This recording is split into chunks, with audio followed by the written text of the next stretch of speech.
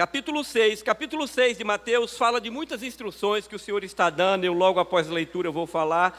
Nós vamos ler a partir do verso 19, irmãos. Capítulo 6, a partir do verso 19, diz assim: Não ajunteis para vós outros tesouros na terra, onde traça e ferrugem os consome, e onde ladrões minam e roubam. Mas ajuntai para vós outros tesouros nos céus, donde nem traça nem ferrugem consomem, e onde ladrões não podem roubar.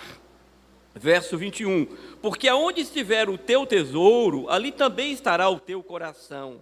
A candeia do corpo são os teus olhos, de sorte que se os teus olhos forem bons, todo o teu corpo terá luz. Se porém os teus olhos forem maus, todo o teu corpo estará numa tenebrosa, Verso 23, novamente. Se porém os teus olhos forem maus, o teu corpo será tenebroso. Se porquanto a luz que em ti há são trevas, quão grandes são as tuas trevas. Verso 24. Ninguém pode servir a dois senhores, porque há de odiar a um e amar ao outro, ou de dedicar-se a um e desprezar o outro. Não podemos servir a Deus e às riquezas. Verso 25. Por isso vos digo, não estejais inquietos ou ansiosos por quanto à vossa vida, pelo que haveis de comer, pelo que haveis de beber, nem quanto ao vosso corpo, pelo que haveis de vestir. Não é a vida mais do que o alimento, e o corpo mais do que o vestuário. Verso 26. Olhai as aves dos céus, que não semeiam, não ceifam, nem ajuntam em celeiros. Contudo, o vosso Pai Celeste as alimenta. Não valeis mais do que elas? Verso 27. Ora, qual de vós, por mais ansioso que esteja, pode acrescentar um côvado à situação da vida? Verso 28. E pelo que haveis de vestir, porque andais ansiosos, olhai os lírios do campo e como crescem, não trabalham nem fiam. Contudo, vos digo que nem Salomão, em toda a sua glória, se vestiu como eles. Verso 30. Pois se Deus assim veste a erva do campo, que hoje existe e amanhã é lançada no forno, quanto mais vós, homens de pequena fé. 31.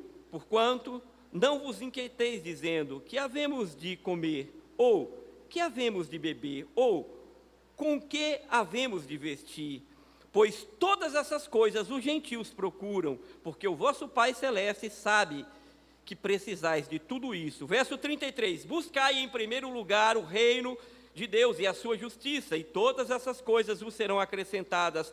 Último verso 34, não vos inquieteis, pois pelo dia de amanhã, porque o dia de amanhã cuidará de si mesmo, basta a cada dia o seu próprio mal. Curve sua cabeça, vamos orar.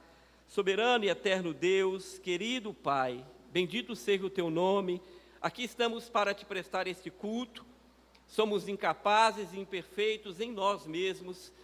Prepara o nosso coração como tem feito, porque quando preparamos um culto a ti, temos que preparar o principal, que é o nosso coração, para o sacrifício neste culto, como obediência, reverência à tua palavra. E nessa noite, Senhor, não aquilo que queremos ouvir, mas aquilo que precisamos ouvir, fala conosco. Assim oramos e te pedimos no nome de Jesus.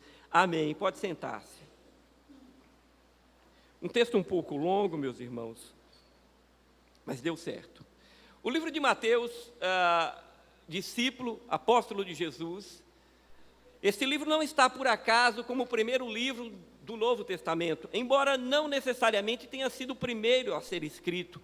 Mas o Evangelho de Mateus, ele está em primeiro lugar como livro porque ele explica e ele faz a ligação da antiga aliança com a nova aliança. Essa é a principal coisa que precisamos entender aqui, que é fundamental. Ele cita, Mateus fala aos judeus, a sua mensagem é direcionada aos judeus, e nesse sentido, ele traz Jesus como o Messias. Por isso o primeiro livro do Novo Testamento, porque ele linka aquilo que os profetas falaram sobre o Messias que viria. Então Mateus tem muitos textos que ele traz que são ligados à antiga aliança para confirmar que Jesus era o Messias que havia de vir. Esse é um dos dos fatos dentro desse livro. Mateus não era um homem muito querido na sua comunidade. Por quê? Porque Mateus era cobrador de impostos, ele trabalhava para Roma, ele era um coletor. Então ele era um judeu que trabalhava para Roma e era um pouco mal visto, tinha algumas dificuldades concernente a este fato. Mas ele narra, e ele faz questão dos primeiros capítulos, se você estudar detalhadamente, que ele traz a analogia de Jesus, toda a sua árvore genealógica. Mateus começa a descrever, mais uma vez, para confirmar que Cristo era o Messias que os profetas falaram no Antigo Testamento. E a partir do capítulo 6, o Senhor começa a falar de uma série de situações e de ensinos para a vida daquele povo, de como viver. E a pergunta hoje é como vivermos o reino de Deus, quais são as instruções para vivermos o reino de Deus. E aqui nesse capítulo eu quero, de forma expositiva, passar um a um com os irmãos, e que os irmãos estejam atentos. Verso 19, ele já começa dizendo: não ajunteis para vós outros tesouros na terra. Meus irmãos, a primeira instrução que Deus nos dá aqui é que Cristo nos adverte. Isso aqui é uma advertência para aqueles que são súditos do rei. E se você é súdito desse rei chamado Jesus Cristo, o serve. E se você que entrou aqui nessa noite deseja servir e entregar a sua vida para o Senhor, é preciso entender uma coisa. Ele já de saída adverte: não se preocupe em ajuntar tesouros aqui nessa terra. E por que o Senhor fala isso? Para que o meu foco, o foco da igreja, o foco daquele que se denomina cristão, daquele que se diz servo de Deus, não seja nas coisas terrenas. Que o teu coração não esteja colocado nessas coisas. O homem tem uma tendência natural de se embriagar por coisas boas desse mundo. Isso é muito normal nos nossos dias. O materialismo é uma coisa que impera hoje na sociedade. Está muito ligado a que roupa eu visto, tem marca, não tem marca, qual é o seu relógio, qual é a marca do seu carro, de que carro você anda, aonde você mora, qual é o bairro que você mora. Eu, por exemplo, gosto de falar de saída logo onde eu moro. Pastor, você mora onde? Eu falo: meu irmão mora ali no Santo Antônio. Você sabe onde é a Estrada da Raiz? Já para assustar. Porque as pessoas têm uma mania, hoje em dia, essas coisas estão muito ligadas ao coração do ser humano, muito ligados aqui nesta terra, de forma que o coração humano vai sendo tomado, embotado por circunstâncias que estão ligadas a este mundo. E Jesus adverte dizendo a esse povo: não ajunteis, não invista. Duas coisas que é importante entender aqui. Deus não está dizendo que você e eu não possamos buscar coisas boas, não é disso que Ele está falando, mas Ele está dizendo que o foco de um cristão, o foco da igreja do Senhor e o foco desse povo que vivia ali, não poderia ser esse, porque um súdito do rei não pode estar preocupado com outra coisa senão o reino de Deus. De alguma forma Ele está dizendo: se você quer fazer investimento, invista no reino de Deus. Se você quer juntar dinheiro ou tesouros, então seja no reino de Deus, porque o reino de Deus é o reino de Cristo, é o reino salvador que veio transformar a terra. E ele diz no final do verso 19, olha o que Jesus disse: porque se você fizer isso, entenda que ferrugem e ladrões virão, invadirão e roubarão. Ele quer dizer que tudo ligado a este mundo, meu querido, está sujeito a ter corrosão, a sumir, está sujeito a ser roubado. Que o meu e o seu coração não pode estar nessas coisas, embora Deus permita que nós nos vistamos, tenhamos uma casa, e não é pecado nem errado ter nada dessas coisas, e morar num lugar bom se você puder, e ter um bom carro, não é isso, mas Ele está dizendo: não ponha, não ajunte, não pense que isto é o reino de Deus, não ajunte tesouros. Olha o verso 19: não ajunteis tesouros nesta terra, porque a ferrugem e os ladrões qualquer hora virão. Ele está dizendo porque tudo que é da terra é perecível. E a igreja precisa entender isso. Aquele que serve a Deus precisa entender isso. E no decorrer dessa mensagem você vai entender por que Jesus está dizendo isso a esse povo. E no verso 20, ele já de partida de início, em seguida ele diz: mas ajuntai para vós tesouros nos céus. Deus troca terra por céus. Percebe aí na sua Bíblia? Me acompanhe. Ele imediatamente diz: não ajunteis tesouros na terra, mas ele agora troca. Ele diz: ajunteis tesouros nos céus. Ele diz: um súdito do rei, e ele era o rei dos judeus, o Senhor dos senhores, o reino de Deus, o nosso reino. Ele diz: se você quer fazer um investimento, então junte tesouros nos céus. Porque só ali você pode, coloque o seu foco nos céus, coloque a sua vida nas coisas de Deus. A prioridade de um servo de Deus deve ser o seu reino. Um tesouro é algo muito valioso, e ele diz: então ajunte para vós outros um tesouro. Tesouro é algo muito valioso. E nesse caso aqui ele está falando da vida, da sua vida, da minha vida. A sua vida é muito preciosa para ser gastada, para ser colocada, para ser usada para benefício do mundo e para os prazeres do mundo. Deus está aqui ensinando aquele povo, Jesus está aqui pregando e falando: junte tesouro nos céus.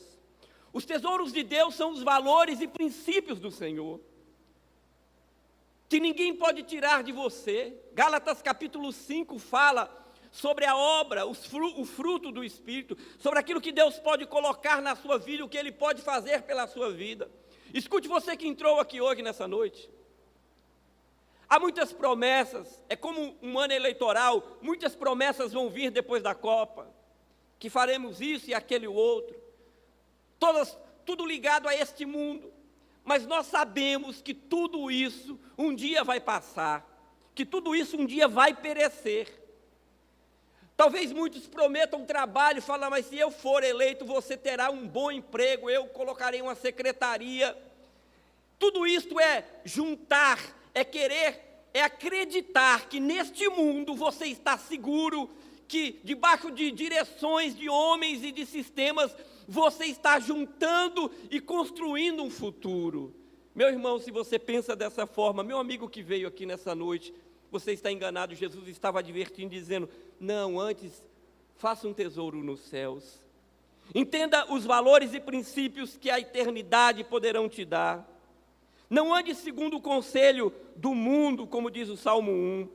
Deus está mostrando aqui ao homem, dizendo: o melhor que você pode fazer é investir seu tempo, investir sua vida, investir com sua família, investir inclusive o seu dinheiro, como vimos aqui em missões, para o reino de Deus. E ele termina o verso 20 também dizendo o porquê. Ele diz no verso B do verso 20, na parte B, Jesus diz que esse investimento nem ferrugens, nem ladrões poderão levar. Aquilo que Deus fizer na sua família, aquilo que Deus fizer no seu coração, aquilo que Deus colocar como plantar na sua vida, ninguém poderá tirar. Ninguém jamais vai poder roubar. Não é como alguns anos atrás que o dinheiro de muitas pessoas estavam na poupança e entra um presidente e confisca tudo. Essas são as ferrugens, esses são os ladrões que aparecem por aí. É a circunstância do mundo. É disso que o Senhor está falando. Mas olha o verso 22. Mas olha o que ele diz logo em seguida, no verso 21.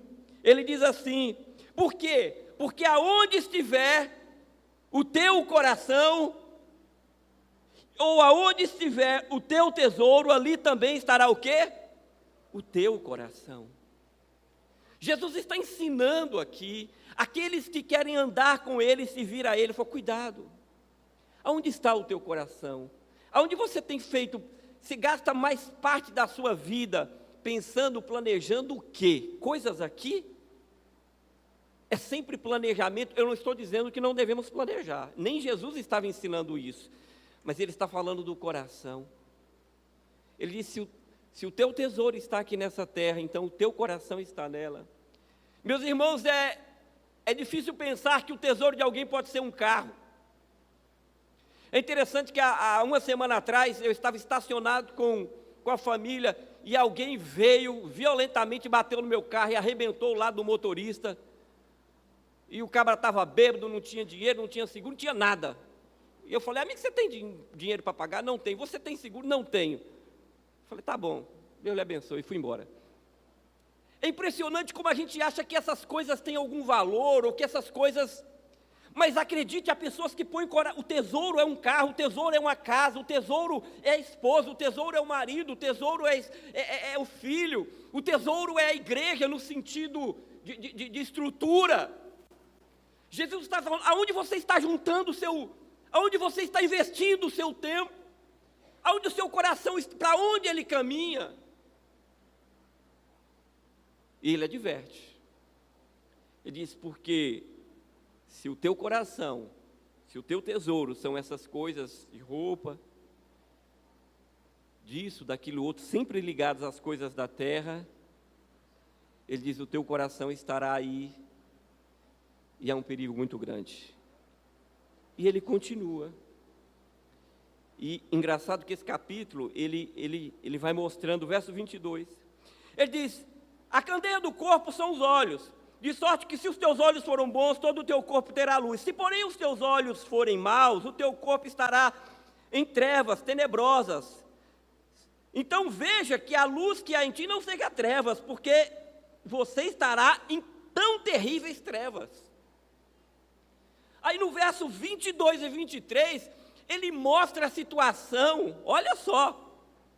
Veja que ele está dentro de um assunto, e o verso 22, ele continua, se o teu foco é esse, se o teu olhar está destinado às coisas desta terra, se o coração da igreja, se o coração desse povo, dos judeus, e Jesus está falando para este povo, se vocês pensam que isto aqui é algo que vai mudar a vida de vocês e transformar a vida de vocês, vocês estão andando em trevas. Ele está dizendo, vocês são cegos.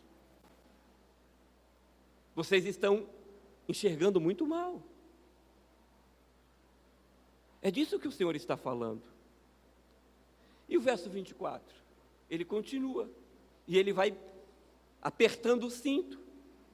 Ele diz, ninguém pode servir a dois senhores, porque há de odiar a um e amar ao outro, ou vice-versa. Não poder servir a Deus e não pode servir ao mundo. O assunto é o mesmo, o tema é o mesmo. Ele está dizendo a um súdito do rei, a um discípulo, a um cristão, você entenda isso, você não pode achar que está dentro de uma igreja me louvando, levantando a mão, lendo o texto bíblico, e com o seu pensamento, enquanto o pastor está pregando em coisas que você vai fazer amanhã, em projetos para a sua vida pessoal, não que Deus não queira, mas o momento e a hora, e Ele está dizendo, se o teu coração vive todo o tempo, ou mais parte de 90% do teu tempo, você vive pensando nessas coisas, você está querendo me servir e servir ao mundo, e ele está divertindo aquele povo, meus irmãos, e dizendo, vocês não podem servir a Deus e servir ao mundo. Vocês vão agradar a um e aborrecer ao outro, ou aborrecer a um e agradar ao outro, isso não pode. Jesus está dando conselhos. E não é assim.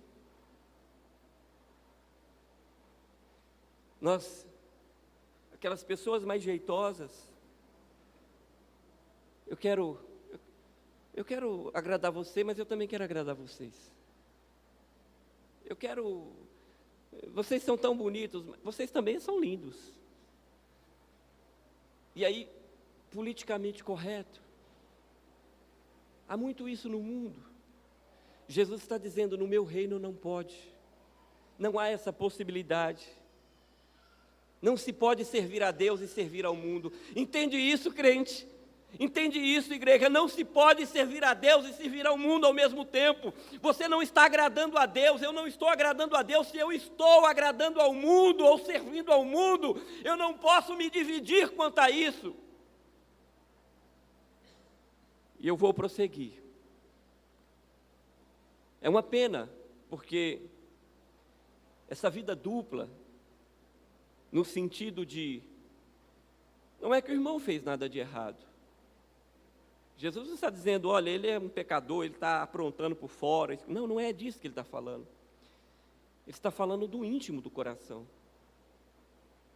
Ele está falando de um estado que só você sabe, e eu sei. De estar apegado e servindo a Deus e também servindo a outros interesses. Mas ele continua no verso 25, e ele diz o que vai acontecer no coração deste indivíduo e desta pessoa. Olha o que diz o verso 25: por isso vos digo, ele só está continuando, não andeis ansiosos quanto à vossa vida. Sabe por quê, meu irmão? Porque todo aquele que anda com os olhos e com o teu tesouro em algum lugar desse mundo, não tem paz, não pode andar em paz, não pode viver em paz. Ansiedade é o mal desse século. Eu tenho uma profissional dentro de casa da área de psicologia.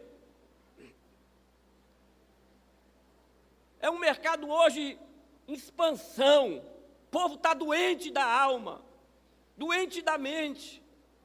As famílias, os casamentos, homens, mulheres, os jovens, crianças, estão adoecendo cada dia mais cedo.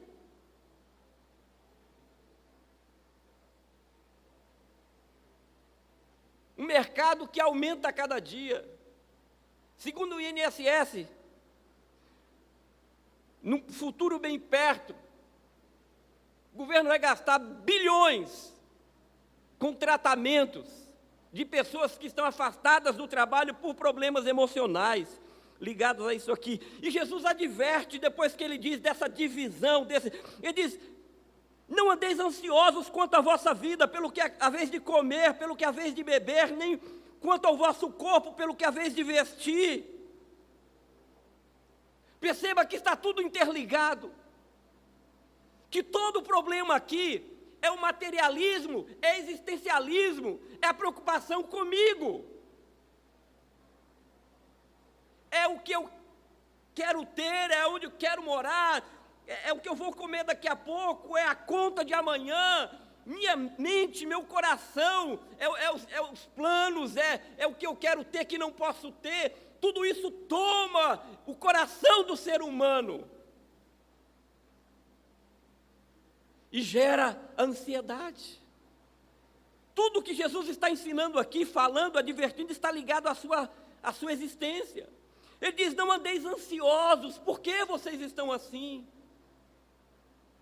Ele diz: não é a vida mais do que o alimento, nem o corpo mais do que as vestes.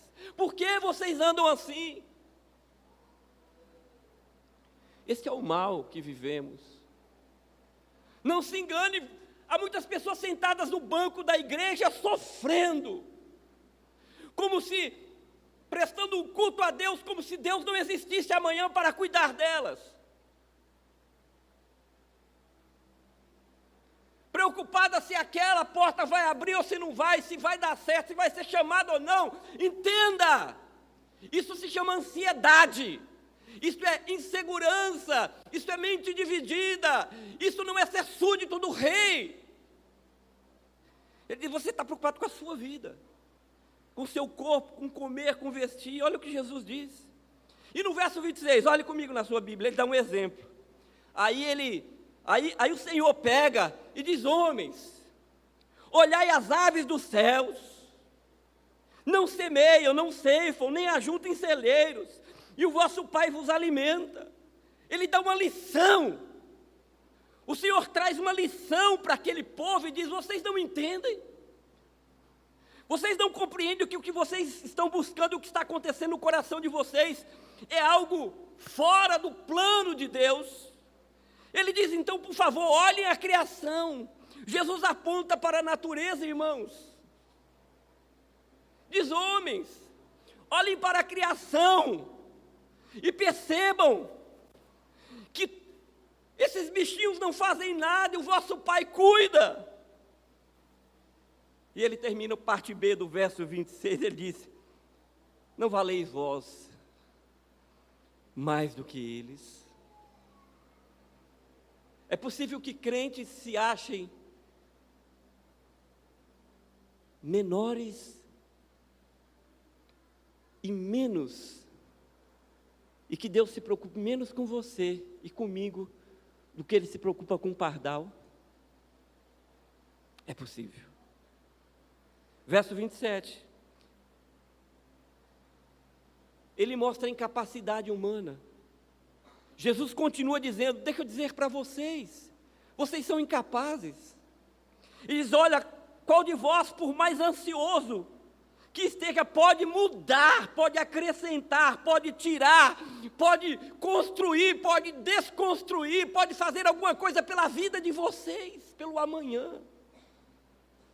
Meu irmão, o que você pode fazer, estando dentro de um culto, pensando no amanhã, o que de fato, me responda, você e eu podemos fazer, que vai mudar amanhã, pensando e aqui atribulado, angustiado, com o coração apertado, ao invés de se entregar, mergulhar diante do Senhor e adorá-lo.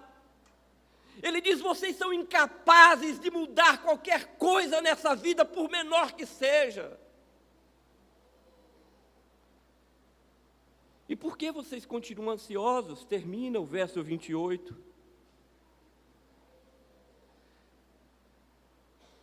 Aí no verso 28, parte B, ele pede, a gente aprende muito por observação.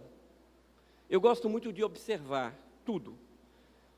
E às vezes você aprende porque você observa. Os povos antigos aprendiam por observação. A ciência não estava no nível que hoje está. Então, eles sabiam dia, noite, se ia chover, se não ia, não porque a Maju do Jornal Nacional ia dizer se amanhã Mossoró chove. Eles olhavam os céus e eles, por observação, eles sabiam. E olha o que ele diz no verso 28, parte B: olhai os lírios do campo, como crescem, não trabalham nem fiam. Ele diz: nem Salomão, no verso 29, o homem que teve glória nessa terra, se vestiu como eles. Eles observem, olhe para o seu vizinho, olhe para o lado, olhe para a vida de alguém que serve a Deus com o coração entregue. Ele diz: olhe para a criação. Deus está dizendo a esse povo: olhe para a criação e observe a criação. Ele diz: vocês são homens de pequena fé. Servir a Deus e ser chamado de homem de pequena fé, incapazes de observar e ver a grandeza de Deus. Agora, meus irmãos, eu estou caminhando para o fim, e o mais impressionante, que vai chocar você, é que no verso 32, ele relata quem vive isso, quem é. Quem se comporta dessa forma, mesmo estando numa igreja, ou mesmo servindo a Deus, como ele o denomina. E ele diz no verso 32, pois todas essas coisas, quem procura? Os gentios procura. Quem são os gentios? Os gentios não eram os judeus, os gentios não eram o povo de Deus. Jesus está ensinando e chega nesse momento da sua fala, ele diz: porque vocês vivem isso. Ele diz: eu vou dizer quem é que deve viver assim, porque não me conhece. Porque não me conhece, porque não conhece minha palavra, porque não teve uma experiência verdadeira e real comigo. No verso 32, acompanhe na sua Bíblia, ele diz: porque todas essas coisas o que, pastor? Todas essas coisas que nós estamos lendo desde o verso 19. Ele diz: porque todas essas coisas os gentios procuram. Aí Jesus compara o seu povo, ele diz: há diferença se assim vocês se comportarem? Qual é a diferença entre servir a Deus? É porque estamos dentro da igreja? Se você pensa, age, seu foco é o mesmo, suas doenças são as mesmas, emocionalmente você está doente, ansioso, veja aí, os gentios fazem isso. Infelizmente, o consultório da minha esposa está cheio. Ela ganha dinheiro, mas é uma pena. Pessoas com problemas. E vão lá e ela não pode falar de Jesus, da Bíblia. Tenta ajudar, mas não pode ser direta. Ele diz: os gentios são assim, vocês serão como eles? Precisamos pensar como estamos caminhando no reino de Deus, como súditos do rei. Mas ele traz a cura. As pessoas hoje procuram remédios muito fácil, qualquer coisa A indústria farmacêutica, na área de remédios controlados, nunca vendeu tanto. Nesta área especificamente, que mexe com as emoções, com o psique, talvez nunca se prosperou tanto, porque as pessoas estão ficando dependentes. E você sabe que depois de um tempo, um ano, aquele remédio para de fazer efeito, e você volta lá, e o psiquiatra tem que receitar um outro remédio mais forte, ou mudar, e as pessoas ficam dependentes, e não acaba nunca. Eu conheço, tenho amigos, tenho algumas pessoas que eu conheço que há anos e anos e anos e anos são dependentes disso. Ele disse, os gentios procuram isso, fazem isso. Mas no verso 33, o Senhor traz um remédio, uma solução, uma direção para a vida daquele povo. E ele diz, verso 33, acompanhe na sua Bíblia, diz assim, buscar em primeiro lugar o reino de Deus e a sua justiça. E todas essas coisas vos serão acrescentadas. Glória a Deus. Meus irmãos, o mal da humanidade não está exatamente nos remédios. Eu sei que Deus usa os remédios muitas vezes para ajudar, e Ele permite, Ele colocou a ciência no coração do homem. Mas se tratando do texto que estamos lendo e daquilo que Jesus está ensinando, eu asseguro os irmãos que a grande maioria das pessoas que estão vivendo isso, e aqueles que estão dentro das igrejas que estão vivendo isso, os cristãos que não sabem, não confiam e ficam disputando e não têm noção do que está acontecendo nos seus corações, é porque estão fugindo do propósito mais sublime, que é servir o reino de Deus. Ele diz, buscar em primeiro lugar o reino de Deus. Busque conhecer quem é o seu Senhor. Busque conhecer quem é esse rei. Entenda o que um súdito do rei tem que fazer. Conheça os seus palácios, conheça cada lugar onde ele anda, conheça suas palavras, saiba tudo sobre ele, entenda, a Bíblia está aí, entenda, busque em primeiro lugar o reino de Deus. Ele diz, todas as outras coisas vos serão acrescentadas. É claro, o texto bíblico não está aqui prometendo carro de luxo, casa em condomínios do Alphaville, roupas de grifes americanas ou espanholas, ou da França, mas ele está dizendo, a sua sobrevivência certamente estará garantida, o seu comer, o seu deitar, o seu levantar, porque Deus cuida dos seus, quando os seus buscam esse Deus. Diz, buscai em primeiro lugar o reino de Deus e a sua justiça.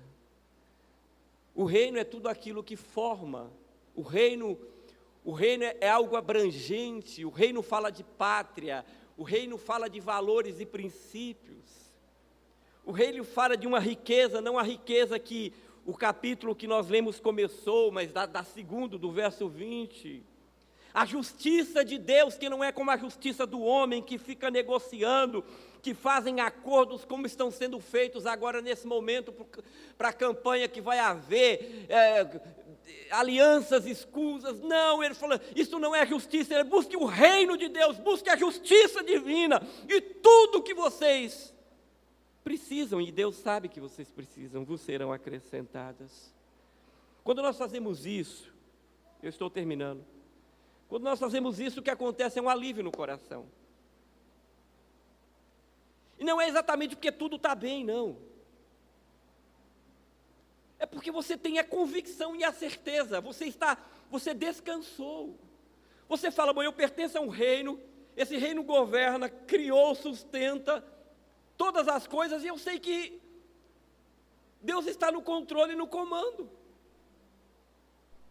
Deus está no comando da sua vida, Deus está no comando do seu casamento, Deus está no comando desta igreja, Deus está no comando no seu trabalho, na sua empresa, Deus está no comando da sua vida. Então eu descanso, eu falo, Deus está nas tuas mãos, Deus é tu que estás dirigindo tudo, Deus eu não posso mudar, eu sou incapaz, o texto bíblico diz, Deus, meu coração não está ansioso, Deus,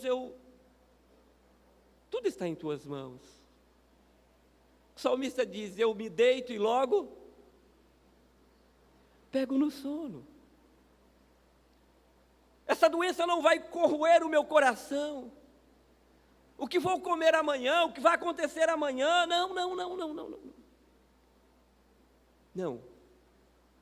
Deus está no controle da vida. Aliás, não cai uma folha dos céus. Eu até brinco. Eu já tive cabelo. Tenho pouco hoje, mas já tive. Posso provar com fotos.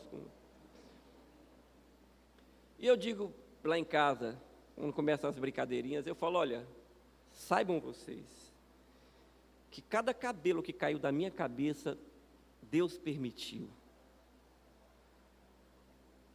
Porque Deus controla todas as coisas nessa vida.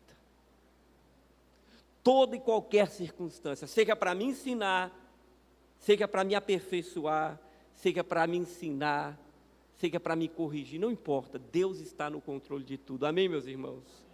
Eu quero te dizer, Deus está no controle da sua vida, mas se você quer ter paz no seu coração, nessa noite eu te convido, busque o reino de Deus.